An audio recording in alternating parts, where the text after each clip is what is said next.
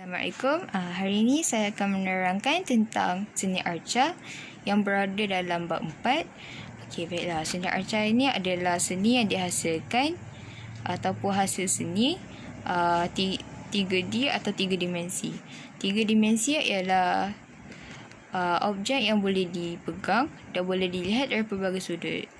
Okey, seni arca disebut dalam bahasa Inggeris sebagai sculpture dan dalam bahasa Latin boleh disebut sebagai sculptor.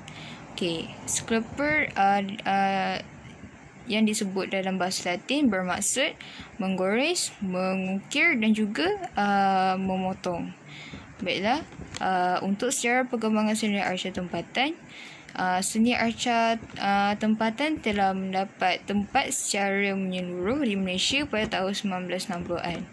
Pada tahun 1980, sekumpulan pengarca muda lepasan Institut Teknologi MARA telah membawa nafas baru dalam arena seni arca. Okey, jadi kumpulan itu diketahui oleh Zakaria Awang, Anwar Ismail dan Arifin Ismail. Baiklah, yang pertama sekali Rosli Zakaria. Beliau dilahirkan pada tahun 1964 di Johor. Beliau seorang pensyarah rakanan di Jabatan Seni Halus UiTM Melaka. Seterusnya ialah Ramlan Abdullah. Beliau dilahirkan pada tahun 1960 di Perak. Pensyarah kanan Jabatan Seni Halus Fakulti Seni Lukis UiTM Shah Alam. Beliau memperkembangkan idea yang menerapkan pemahaman formalistik dan konseptual dalam menggarap isu ideologi yang merupakan analogi kepada pembangunan kemanusiaan. Beliau juga telah menyerlahkan kekuatan pelapis ini apabila beliau memenangi beberapa anugerah di dalam dan di luar negara.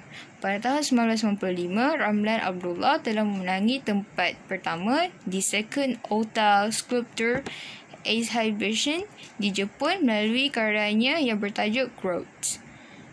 Jadi kita pergi kepada yang seterusnya, iaitu Raja Syahriman Raja Azidin. Jadi beliau dilahirkan pada tahun 1967 di Perak. Pengarca adalah usahanya memahami keindahan dan mendalami keimanan. Telah mengambil proses pembuatan arca sebagai satu jalan kerohanian. Dan yang terakhir ialah Mat Anwar Ismail. Beliau dilahirkan di Terengganu pada tahun 1952. Beliau menerapkan nilai estetik tradisional dalam penghasilan karya dengan menggunakan teknik ukiran kayu dan juga kimpalan besi. Baiklah, jenis-jenis arca. Arca terbahagi pada dua, iaitu arca estetik dan arca berfungsi. Arca estetik ialah arca yang diperagakan dengan tujuan penghayatan nilai keindahannya sahaja. Bermaksud, arca ini digunakan untuk perhiasan. Arca ini juga mempunyai intelek yang amat tinggi untuk difahami. Seterusnya ialah arca berfungsi.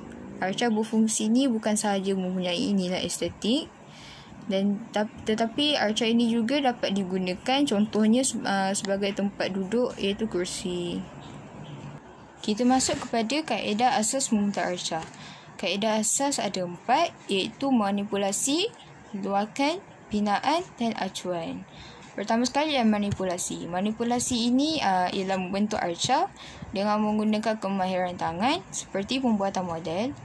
Dan juga bahan yang terbuka seperti tin, dawai, dough dan tanah liat juga boleh digunakan untuk penghasilan arca di 3 dimensi.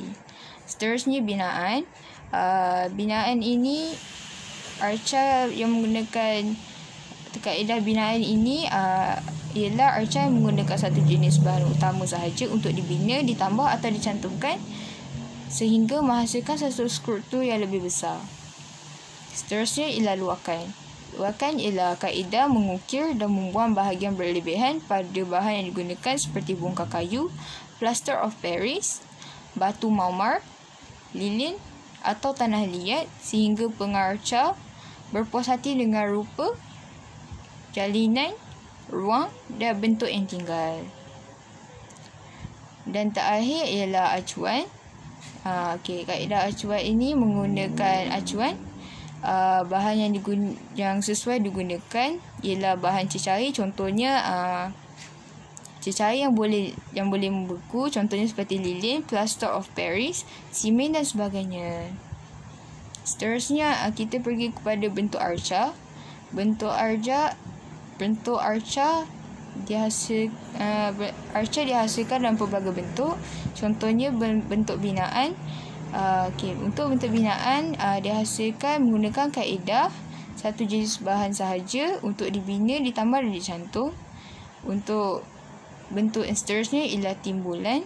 Arca berbentuk 3D yang menonjol keluar daripada satu permukaan 2D yang rata. Yang ketiga ialah assemblage.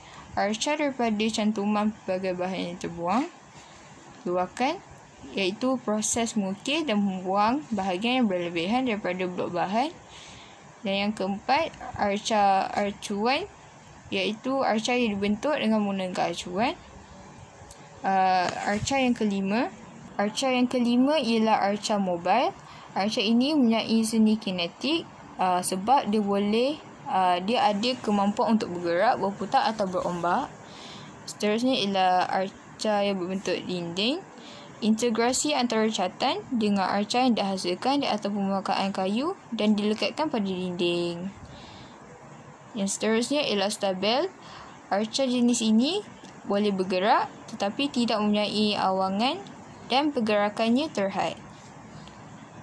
Dan yang terakhir ialah satu peragaan arca yang menggunakan persembahan berdasarkan tempat dan masa yang benar, iaitu bentuk arca yang bernama instalasi. Jadi itu sahaja untuk bab 4 seni arca. Sekian, terima kasih.